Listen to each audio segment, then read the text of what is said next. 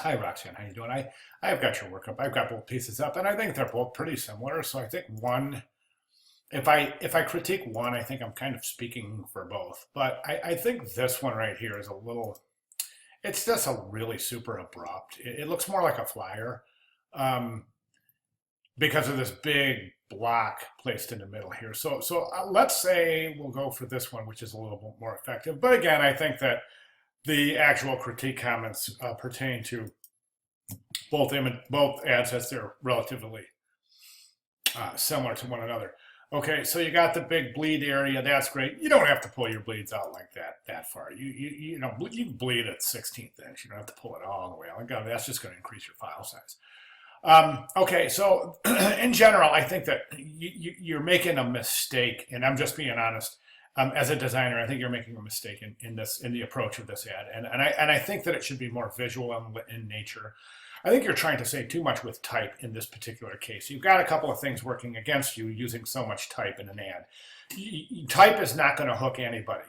Image is going to hook, especially when we talk about the Caribbean. You've got wonderful, wonderful images that you can use, so you basically you kind of have this built-in hook.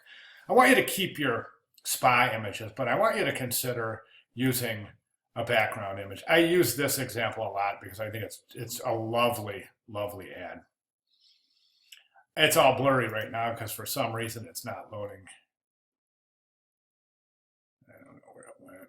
Whatever. You'll be able to see it. I mean, you can kind of see. So, whoops. So,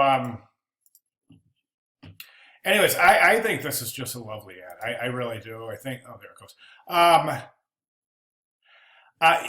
The main central focus is the image. The image is the hook. Now, once you get the viewer in, you can really take your time about the message. So a good headline and a good image go a long way. Rejuvenate and relax, I think that's okay.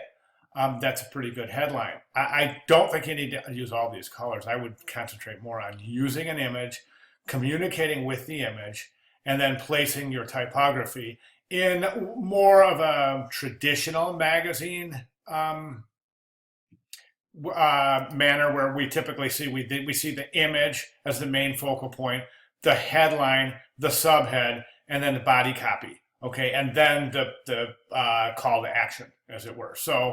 And we really do see this formula over and over again, where you have the image and the headline, and then the body copy, and then the call to action or contact information, whatever the situation is there. So, and this situation, this ad right here is saying, hey, we do just one thing and we do it darn good. And then the text will back that up. And instead of, trying to say, okay, we've got this gradient and then we've got this extremely, extremely large type. I would print this page out, save your ink though, print it in black and white so you can see how big that type is. So to fix this, I would say, just reformat your headline, use an image in the background, reduce the size of the type. This I don't think you need. I mean, you've already said you've got this beachfront resort featuring a state-of-the-art luxury spa, but then you're repeating it right here. So why don't you just take this information, fit it in that type, get rid of that. That way you can have your headline, your logo, your type, and your headline, your type, image, and then your contact information on the bottom. Okay? All right. Any questions at all, feel free to contact me. Thanks. Good job.